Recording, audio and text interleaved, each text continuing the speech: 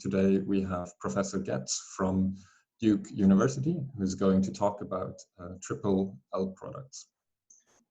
Okay, well, thank you for coming under such unusual circumstances. I hope everybody's as well as they can be.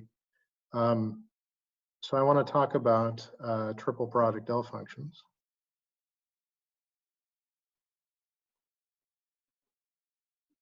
So F is going to be a number field for me.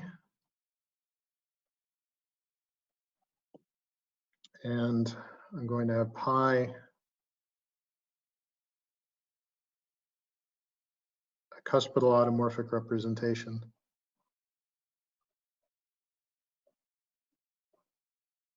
of GLM bar of AF. So M1, M2, and M3 are three integers, but I mean, for most of the talk, I'm going to concentrate on the case where they're all three, but for the moment, I want to work more generally. And for this, I have a triple tensor product representation.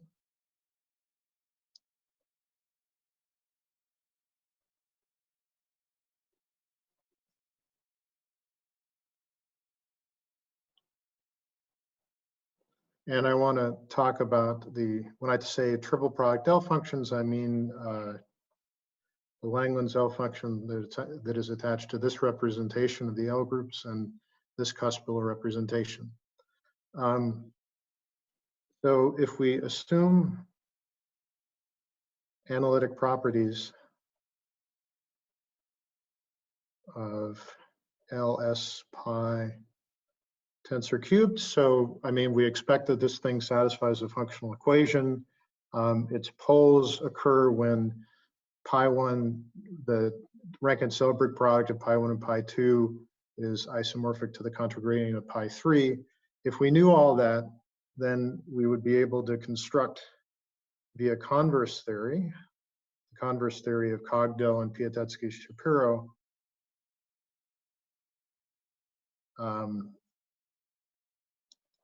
a functorial lifting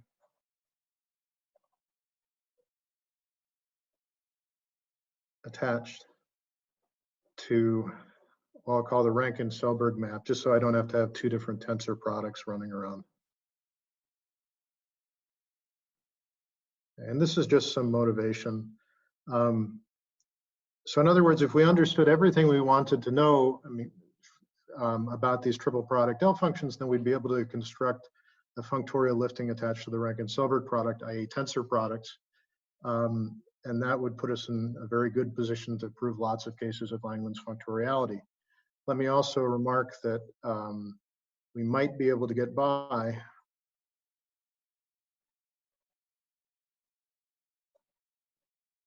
with poles. So this sort of goes along Langland's beyond endoscopy idea. If we had a geometric expression for the poles of this L function, then we'd also be able to construct the functorial lifting. Okay, so little is known about this.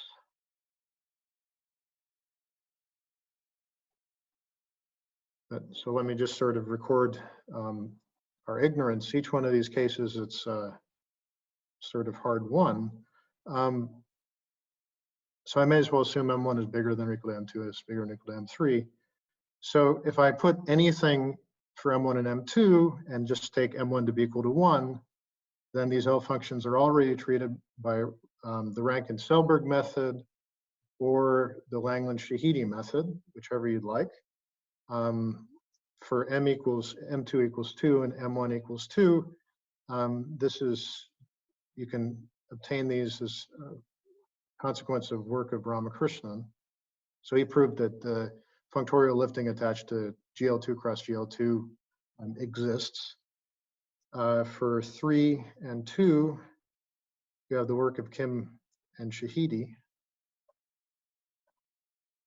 All right, and again, they constructed the functorial transfer attached to the tensor product of GL3 and GL2. So now for 3, 3, 3, this is in some case the boundary case. This is unknown. And just to sort of emphasize a little bit, I mean, the interest of this, all of these cases that we know are more or less explainable by Langland-Shahidi theory. And the L functions that are involved in proving these cases are all appear on the original list of Langlands from the 1960s. All right, so now I'm going to shift gears.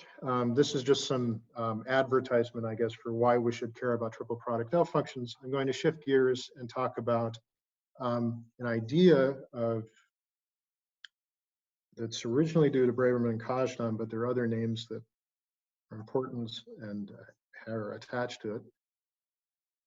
And I'm going to put it under the heading of summation formula for spherical varieties. Right? So the names here are Braverman and Kazhdan, Go, and Sacclaridis. And I guess some of this was independently discovered by Laforgue later. Laurent, one of the brothers. And the paradigm goes back to Tate and was worked out in the automorphic setting by Gaudemont and Jacquet.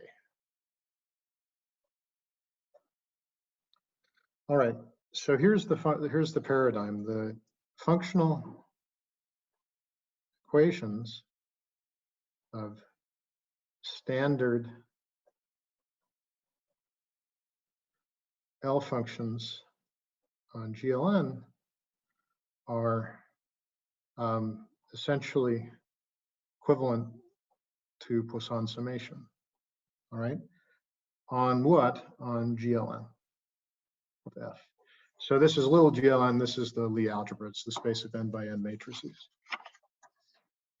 Okay, so now I want to talk a little bit more carefully about this because I want to say it precisely because this is sort of the thing that one wants to mimic in greater generality.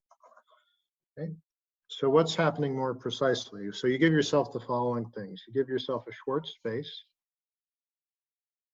which in this case is very easy to define. It's the usual Schwarz space at the infinite places, tensored with the Schwarz space at finite places.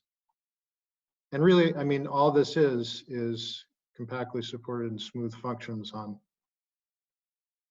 matrices. Okay.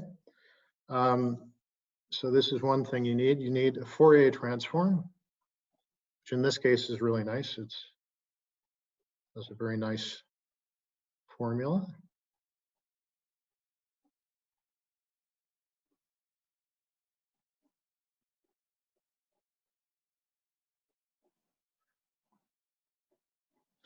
All right, or psi is an additive character.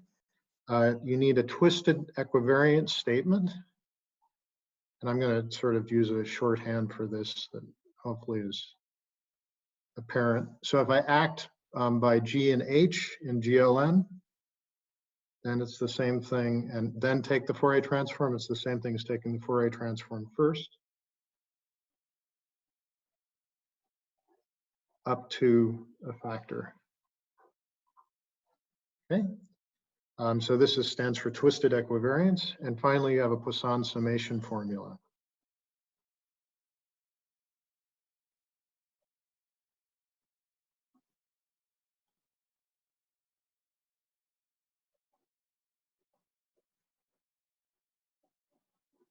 All right. So what happens? Well, if you're given these four things, right, and we're going to talk about more situations where these things apply. If we're given the Schwarz space, Fourier transform, twisted equivariance, and Poisson summation, then we get, what do? We integrate a cusp form against the Poisson summation formula, and we get a functional equation. Okay. So now I want to talk about the more general setting that one expects this sort of phenomenon to occur. So originally, Braverman and Kazhdan isolated a collection of spaces that they called reductive monoids attached to a representation. But in fact, at the same time, they were also talking about a more general notion. They talked about what you might call pre-flag varieties, or I've called them Braverman-Kazhdan spaces, and I'll say what those are in a moment. But then Yanis Saklaridis said that, well, all of this should be encompassed in a notion of Schwarz spaces and Poisson summation formulae for spherical varieties. So let me just very briefly say, I mean, if you have a group G, it's reductive over F, a normal G scheme X with open Borel orbit is a spherical variety.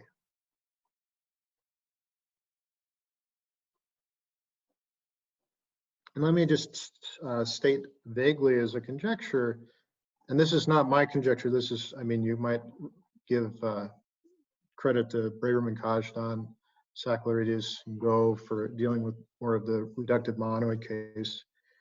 And so for all spherical varieties,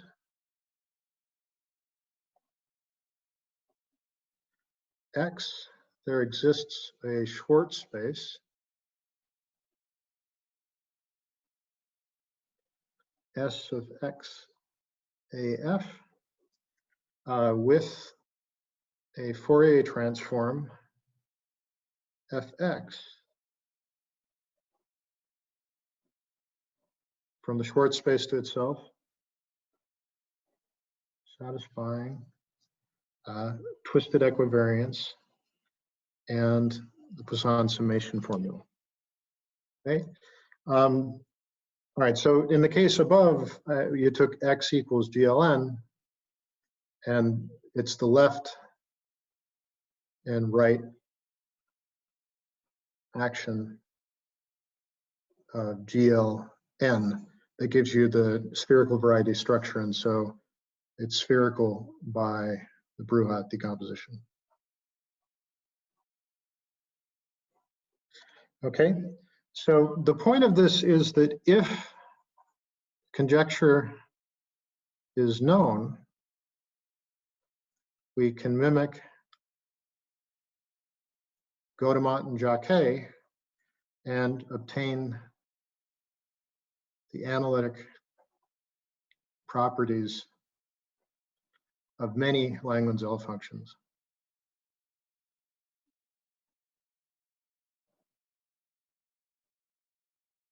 All right. So let me talk about the cases where this is known. Okay. So here's the known cases with caveats. So it's fair to say that the only case where we actually understand what's going on is the case that I presented at the beginning. But we know a little bit more. So Braverman and Kazhdan, I want to call them Braverman-Kazhdan spaces. And what I mean by this is I take a parabolic in some reductive group. I take its derived group. I mod out by the derived group of the parabolic, and then I take some affine closure. Okay, so a really nice example of this is the zero locus of a quadratic form.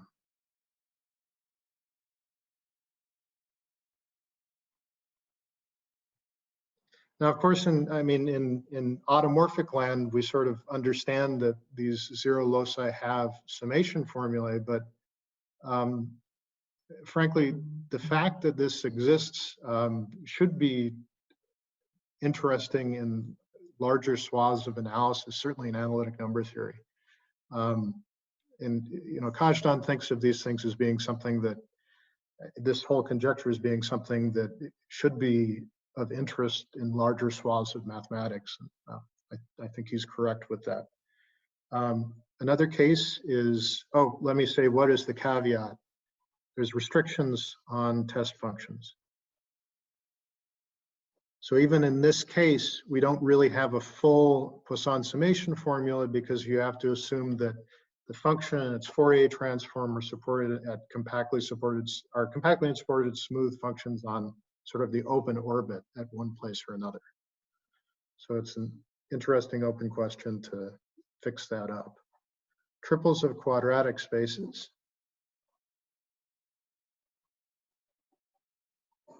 Okay, this is due to myself and Baiying Liu. And so let me say what I mean by this because it's going to come up later. I look at 3 non-degenerate quadratic spaces.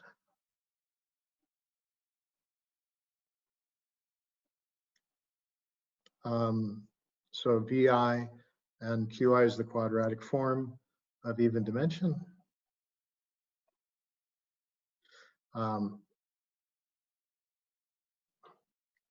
And I'm always going to use R for some F algebra.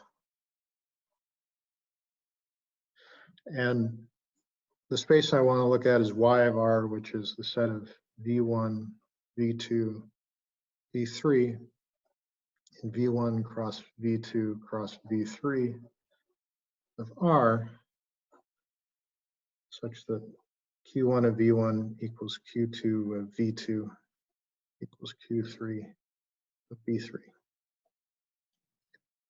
So this thing is a spherical variety for an appropriate subgroup of the product of the similitude groups attached to these 3 spaces. Again, there's restrictions. There's restrictions on test functions.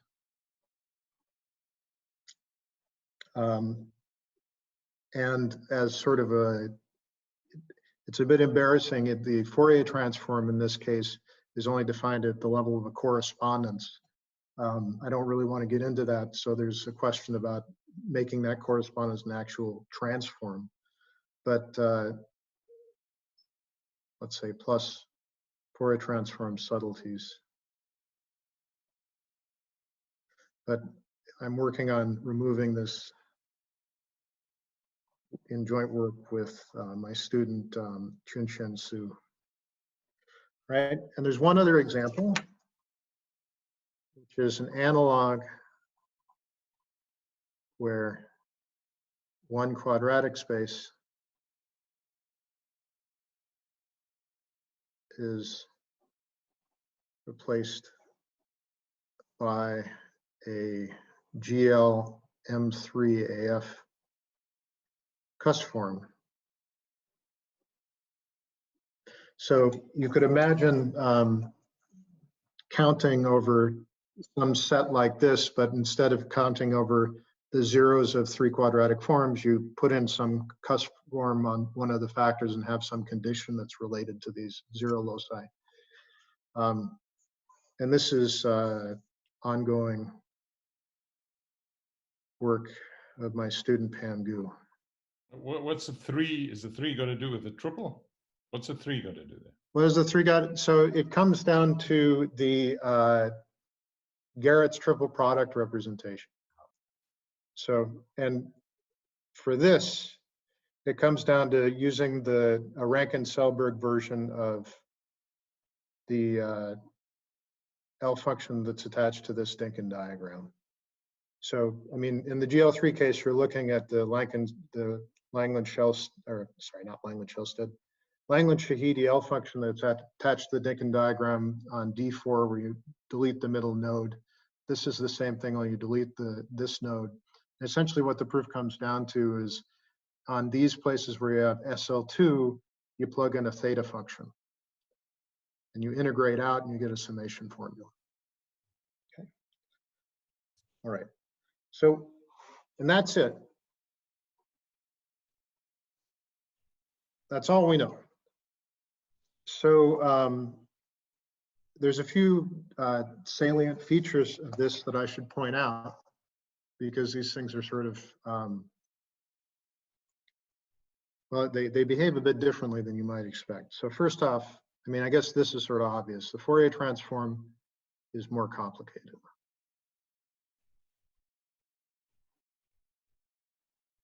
Okay. Another thing is that Schwarz functions are only defined on the smooth locus locally. So what happens is you have a function that is defined in the smooth locus, and in practice there'll be some infinity where it's, in the non-Archimedean case, it will be compactly supported as you go out to infinity, and as you go to a singularity, it will have growth, depending on the structure of the space, okay? You still have a restricted direct product decomposition.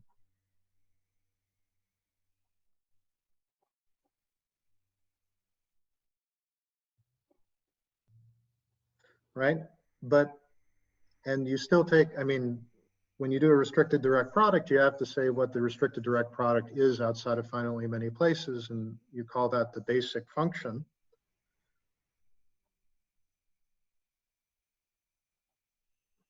All right. But the point is that in basically all cases, but the case of matrices or vector spaces, these basic functions are not the characteristic function of the integral points. However,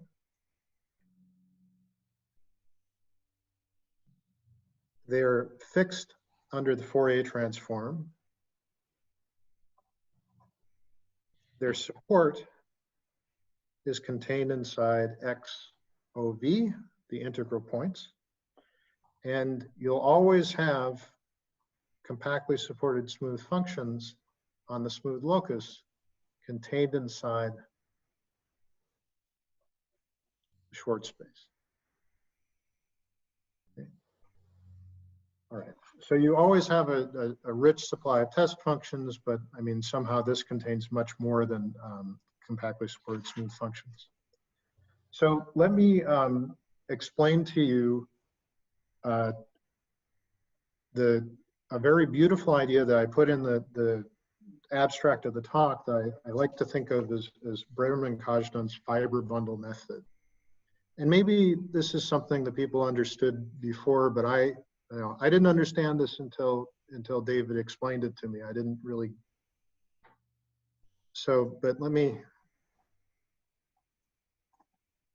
let me explain this. The easiest way is by an example. So here's my scheme. I take pairs U check and U in R cubed dual cross R cubed, such that U check of U is equal to 0. Okay, so it's a quadratic form, a split quadratic form in 6 variables. Now this thing has 2 projections, sort of the dumb projections, right? Just take GA. You can project to the dual space or you can project to the other space. And this is the GA, the additive group. Okay. So for example, let's look at a fiber here. P1 inverse of U check is just U check perp, which is a two-dimensional subspace of, say, F cubed, right? Okay, so now for each of these fibers, you have a Poisson summation, you have a Fourier transform in that two-dimensional space. It's a two-dimensional space that has a canonical symplectic form. You just take the wedge product. So you have a Fourier transform that sort of lives along the fibers of this map, and you have a Fourier transform that lives along the fibers of these maps. And Poisson summation is true for both of those Fourier transforms. So out of this, you get a group of Fourier transforms that turns out to be isomorphic to S3. And you say, well, why is S3 popping in? The point is that this is secretly just SL3 mod the unipotent radical of the Borel. Okay? So what's the point?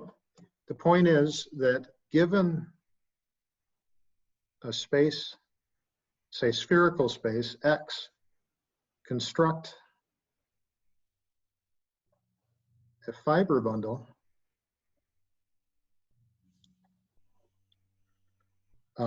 say X to B, where the fibers admit Fourier transforms and Poisson summation, right? So that's the game, and this is exactly what Braverman and Kazhdan do in their case.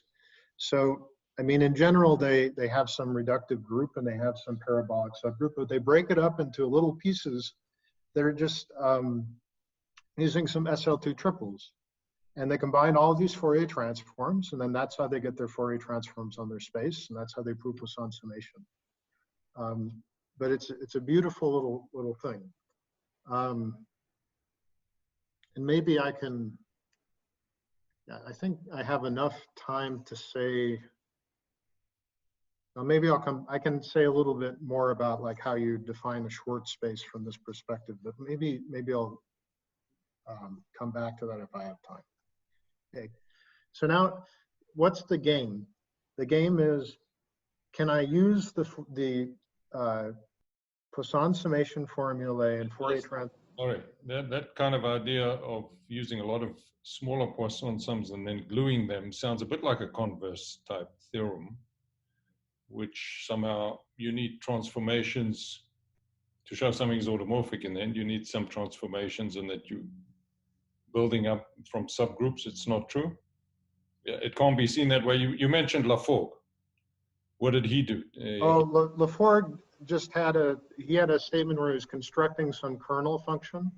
Right, but which, if it's automorphic, is equivalent to the whole thing, right? Yeah, but I mean, other than that, I don't think anything that was, I mean, this actually proves Poisson summation. For which case? In this case, this is for this space. And gives the analytic properties of which a new treatment. It doesn't give anything new because it's just Eisenstein series. Okay, Eisenstein series for who? For SL3, say. Okay. So there's nothing. It's just a change in perspective. And this is all. But it's doing Eisenstein series for SL3 with what on the levy? Oh, just characters, just very degenerate. Yeah. Okay. But we're trying to do a little better. So let's construct the fiber bundle. Okay. So this construction that I'm going to give is, I mean, it's intricate, but so I'm going to restrict.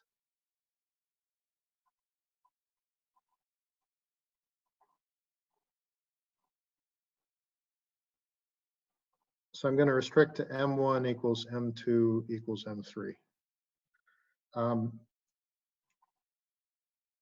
And maybe I mean, I can at the end talk about what you do in general. So I'm going to let UI be GA cubed, U be U1 cross U2 cross U3. And I'm going to construct a vector bundle as follows.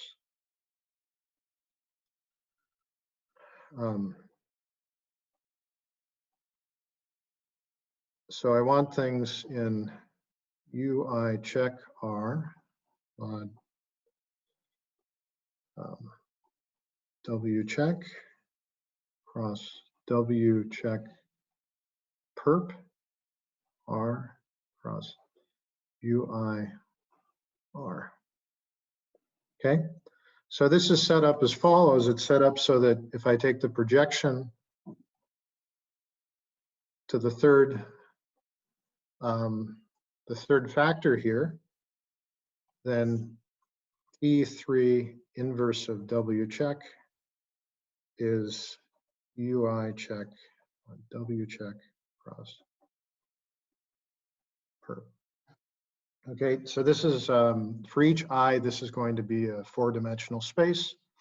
One thing that's important here is that there's a canonical pairing between U check and U, and it descends to each of these fibers. So then let V be V1 cross V2 plus V3. Okay, and this, of course, admits an action of GL3. Okay, right. Yeah, this is where I really wish I could put more on the board, but okay, maybe I can finish with the definition here. So remember my space Y from before? Well, I'm going to do a family of those things. So, sorry, Jayce, could I just ask a question to make sure I understand? So what's the dimension of VI? VI, let's see. So the dimension of VI, this is 3, and then every fiber is 4-dimensional. I see. So it's 7-dimensional. V is 21-dimensional. Yeah. Okay. And then, yeah, so V is 21-dimensional. Yeah. Okay, great. All right. So now what I'm going to do is I'm going to do exactly the same thing I did to construct the triple product space.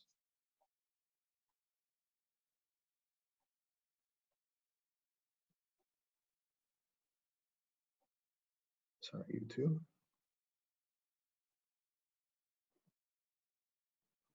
Okay, so I'll take everything in this vector bundle, but I'll ask that all the pairings agree.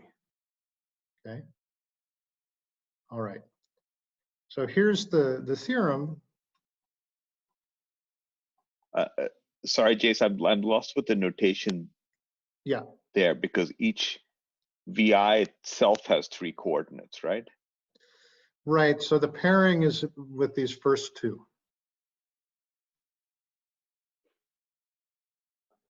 So each, okay, let me write it this way. So this is U1 check, U1, W1 check, U2 check.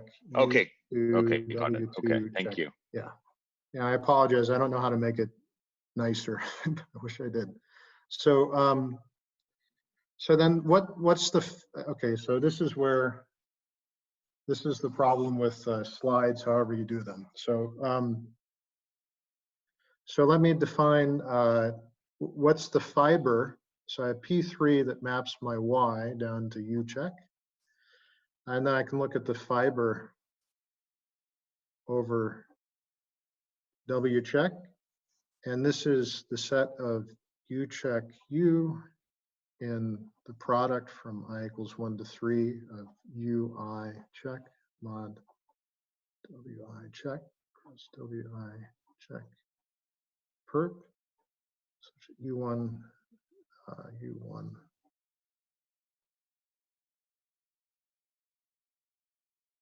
I think I made, oh, I got enough, okay.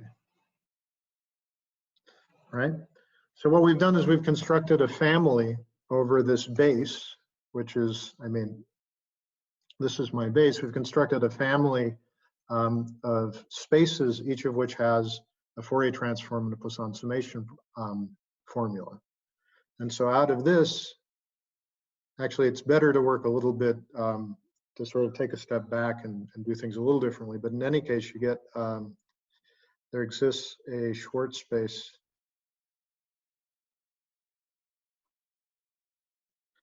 for Y satisfying Fourier transform, twisted equivariance, and Poisson summation. Okay. Now, unfortunately, this is still not enough. So what happens is that if you look at the, I mean, what I'm going to have act on this is GL3. I'm going to have some similitude factor and then a GL3 cubed act on it. And then the stabilizers will be too big. They'll kill cuss forms. So here's the solution. you have to sort of enrich the space yet again. So there's an action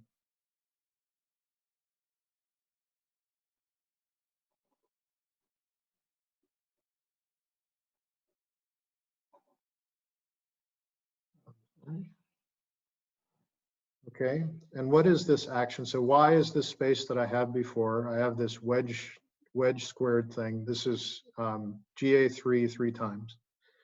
And the action is given as follows. T, U check U, W check W1.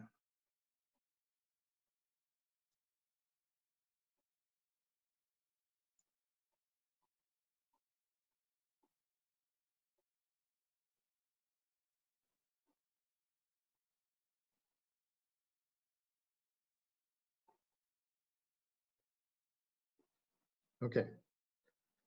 Now, the key point, maybe I'll wait for just a moment to say what the, or maybe I'll say it now. So what's the, why would you think about doing this? This looks, I mean, strange.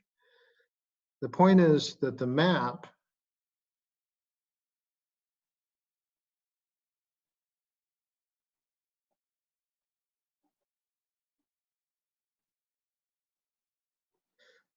is an element of the product of the orthogonal similitude groups.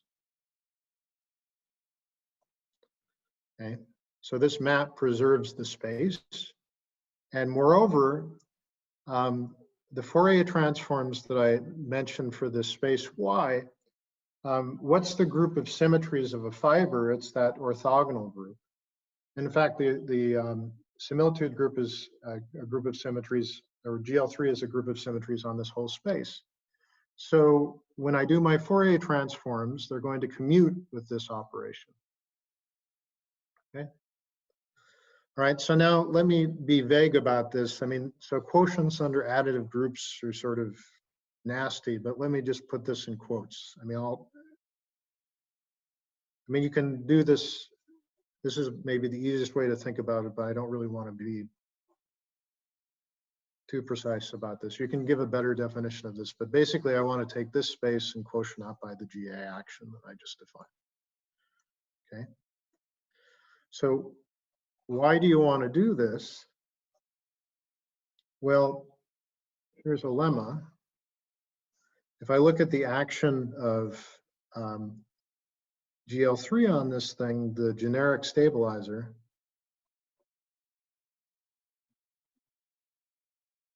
is Q of R, which is 1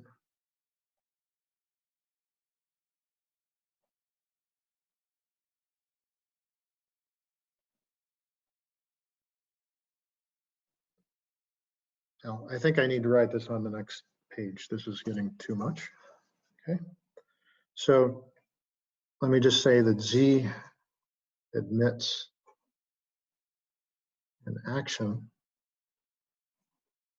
by GM cross GL3 cubed cross GM cubed cross GM. All right, the important part, these are just scaling on various factors. The important part is this. This you think of as being, you have 3 similitude groups acting. You think of this as the Levy factor. And you think of this as the simultaneous similitude factor, because you need this action to preserve the 3 quadratic forms. So if you have an action by this space, and what does the stabilizer look like? The generic stabilizer is Q of R, which is 1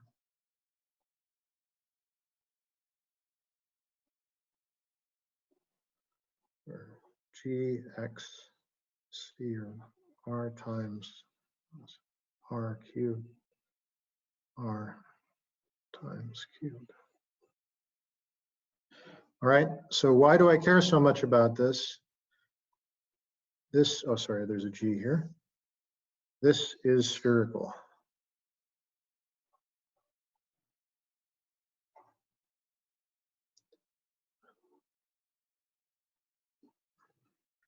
Okay.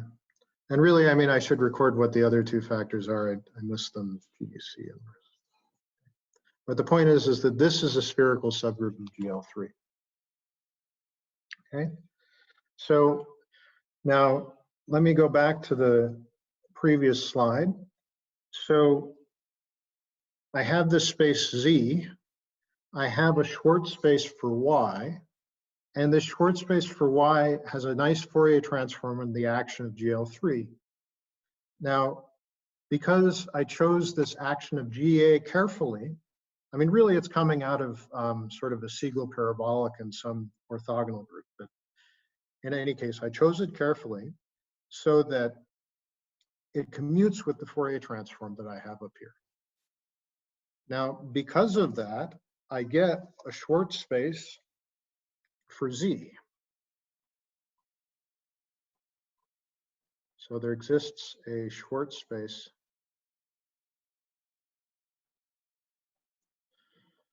for Z satisfying Fourier transform, twisted equivariance, and Poisson summation. Okay. All right.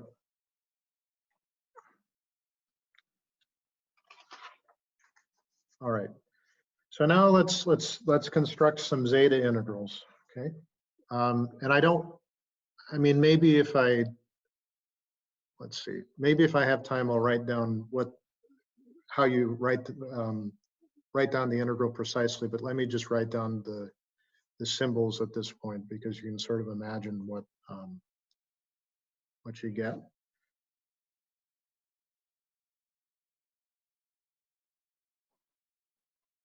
Okay, so if we want to do zeta integrals, maybe I should move to the next page.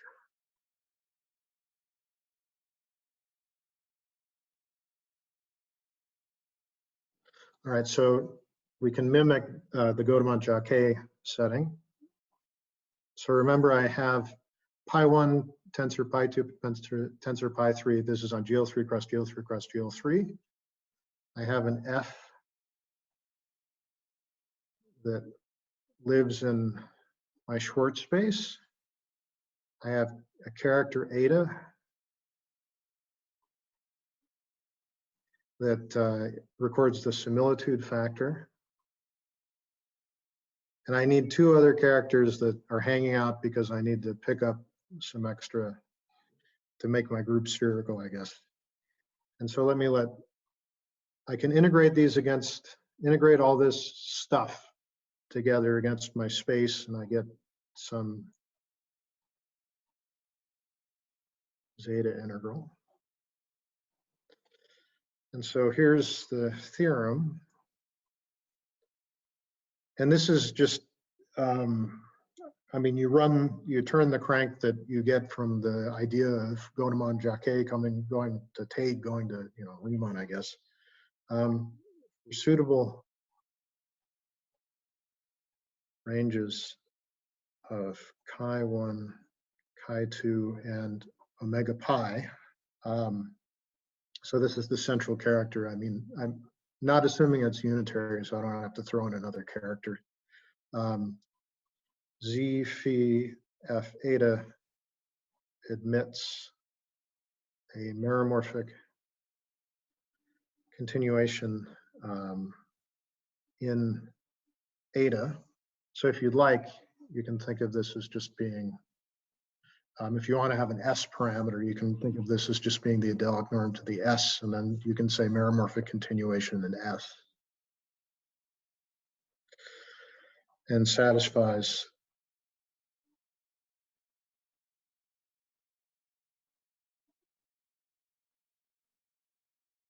a functional equation.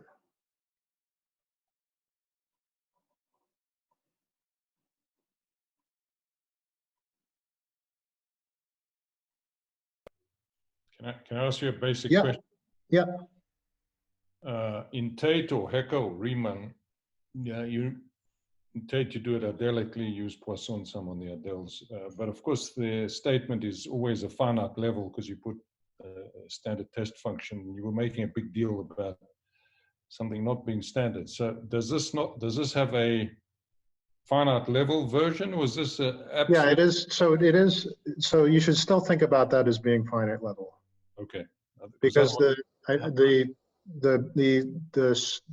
you can always make a test function which outside of a finite set of places will not impact anything either on the function or its Fourier transform.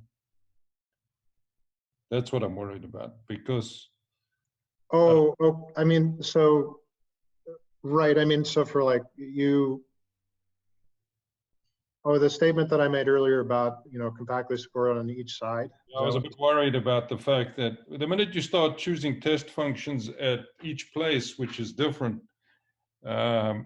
which is not standard, I get a little nervous. I'm just trying to make sure that whatever you're doing, any meromorphic continuation, I know, even the Eisenstein series in complete generality, has got nothing to do with that dells. Right. I mean, so what you should think about this in terms of Eisenstein series is, for Eisenstein series, there's these, you usually have to multiply by some factor to get it to have nice analytic. I'm more worried about your Schwarz space, Schwarz-Brouillard space. Yeah. What's the definition at a finite place and the Archimedean place? I know what you're talking about. But yeah. This restricted product and at almost all places, what's the condition? At almost all places, it has to be the basic function. Oh, okay. Then I'm happy. Yeah. So that's not moving. Back into itself under Fourier transform. Right. Right. So you're not doing any. Yeah. Okay. Yeah, it's the basic function that goes back. But the point is, the basic function is I mean, so for example, for a quadratic form, I mean, the basic function is something like q to some power sum over k equals 0 to infinity bar pi k vo. Like, let's say we're working on a quadratic space.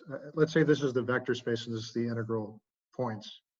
So if your point is very divisible by p, then it gets bigger. So it's like q to the k to the dimension over 2 minus 2 or something like this. So this is for, like, let's say we're looking at the zero locus of a quadratic form. This is the basic function. So if your point is a unit, if one coordinate is a unit, then this just gives you 1. But if everything's divisible by p, by the uniformizer by p, then you get a little bit bigger. Okay. I mean, yeah, that's okay. Okay. All right. So moreover, this thing that I wrote down is Eulerian. So this is Eulerian. And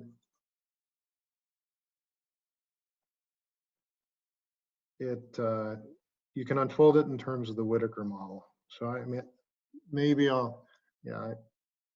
can say more about that if people have questions, but I mean, you can sort of imagine what these sort of integrals look like, but okay. So then the question is, what the heck is this thing? And this is where I have to hang my head, because I haven't completed the computation of this thing. So which L function is it?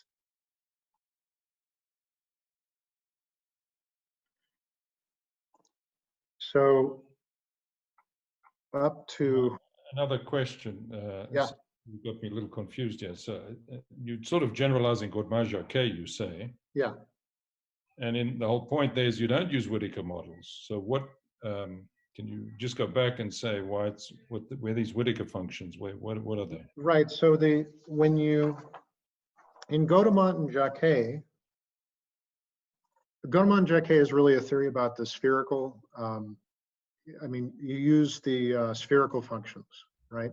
Exactly. Yeah. Right. So you're really, it's really not Hecker theory. Yeah. Yeah. I mean, this is what I mean, that's their theory, right? I mean, GLN with the diagonal. So what this is this is a theory with its GL cubed mod this group Q, which was 1, 0, X A or 1, 0, A, right? So if you take a cuspidal automorphic form and you integrate against this, I mean, if you just take phi and you expand it in terms of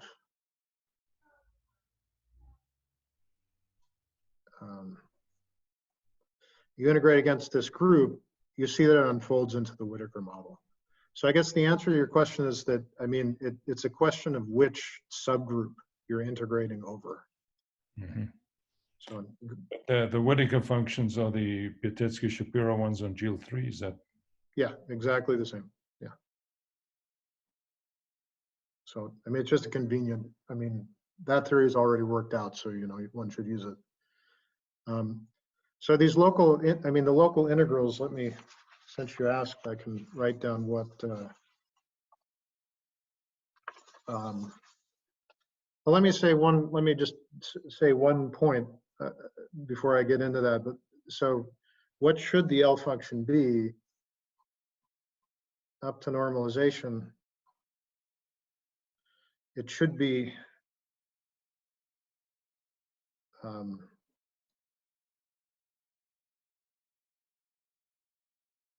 this thing. So you take your GL, this is something on GL3 cross GL3 cross GL3, and you take its contragradient. I mean, we're working with the similitude group, so that's what I'm expecting. And when you do the local computations, you get an expression, but I mean, because of the chi1 and the chi2, it becomes sort of a pain to work out what's actually going on. I haven't found Gindikin Karpelevich in the library, as one might say. I mean, I don't have something to, I don't know what to help me with this. But let me write down more explicitly what the thing unfolds to. It unfolds to something like this.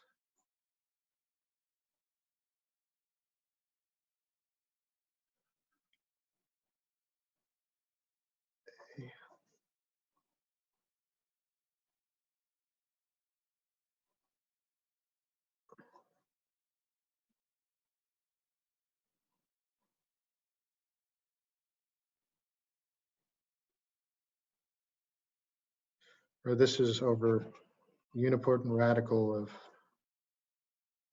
my space, my Q, and then A F times cross GL3.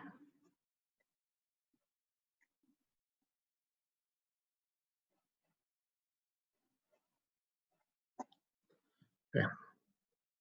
So, I mean, in any case, it unfolds to something where, in principle, you can compute everything in sight, but it just, I mean, you know, even for GL3, the degree of this thing is pretty high, and so, yeah, I mean, at least I should be able to show that it's, yeah, that it's convergent in some ranges for this. This is local integral, you know, it's a rational function in p to the minus s.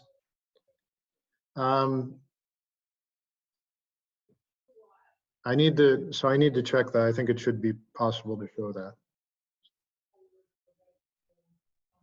I mean, I can show you a picture of what, I mean, he can print out a slide for me. So I've got a 1-slide talk. So if you can run the whole thing with just one factor, right? So instead of doing the 3-factor business, you can just do it with 1 factor. And then what you should get something is like pi isobaric sum pi dual. And if you write down, if you go through the computation, then you, this is sort of where the valuation of lambda is equal to q to the negative L. This is the coefficient you get. So, I mean, yeah. So I haven't, like I said, I don't know how to analyze this yet. And my first goal is to try to figure out, you know, when this thing converges and so on. So, but there's a K, this should probably be a K5.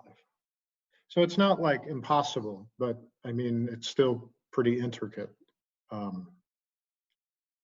So in the alpha's eyes here, I mean, these are the Satake parameters, or Langland's classes, or whatever you want to call them. And you're summing over I mean, this is just if you use the Weil character formula in Castleman Shalika and compute what you get.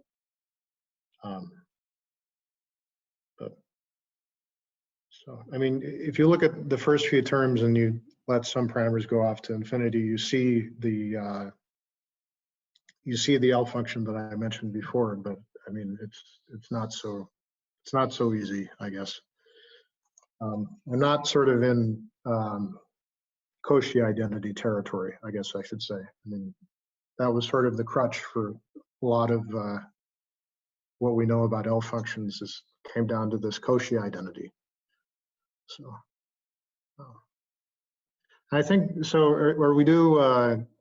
Is it 50? How long do the talks run, Raphael? A whole hour. Yeah. Whole hour. Okay. 6 minutes. So let me maybe say what the. You've got an Euler product, which Yeah. is an analytic continuation and a functional equation. Yeah. But you don't know that the Euler product is of some degree, or that's the first thing you should be able to check, that the local thing is rational, because then there are no functions which are Euler products with analytic continuation and functional equation, which are not Langland's L functions. I mean, the worry might be that you're landing up with some kind of Japanese L function, like these pre-homogeneous vector space things. No, that can't happen because it's a unique. Right. So you're not. So it has to be something, and the question is, what is it?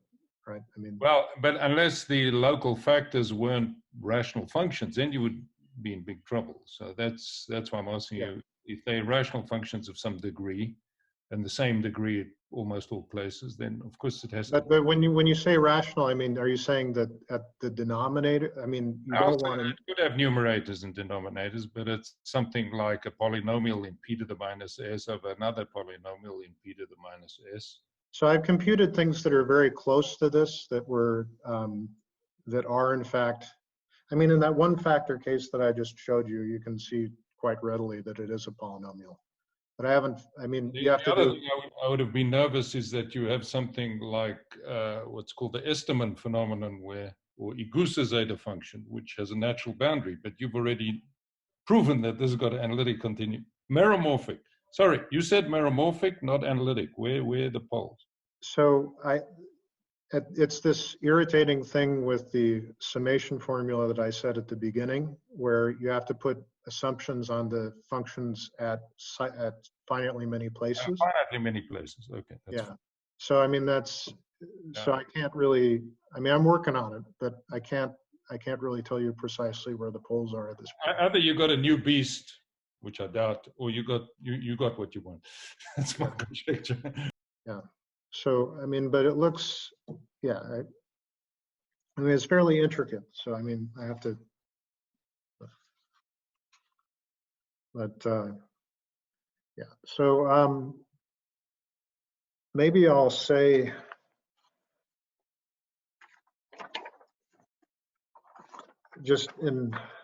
maybe I can say what you do in higher rank.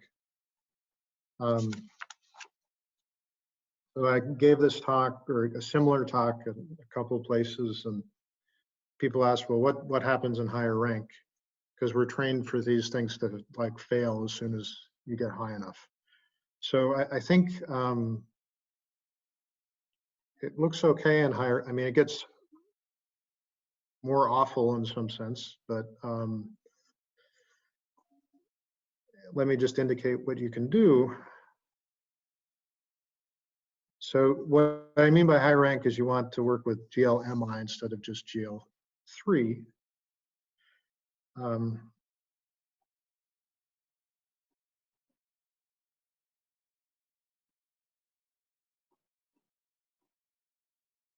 Okay, so I want to build my a new scheme out of the UIs, which now are m-dimensional.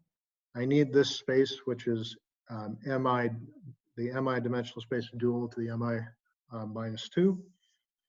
And I need the GL mi orbit of E1 wedge, mi wedge in the second wedge product. Okay, so what we want is we want a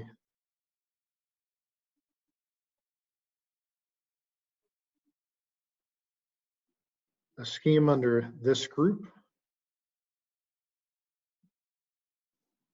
And we're going to cut it out of following space. Right, these are just all three copies of these spaces. And the space you use is basically the same as what I did in the other case.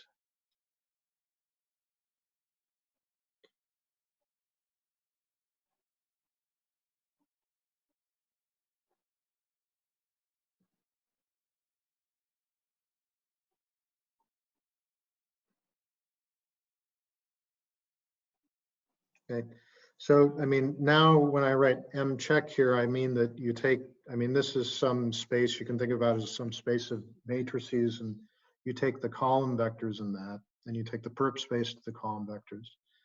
And you basically mimic the whole construction over just sort of a bigger base.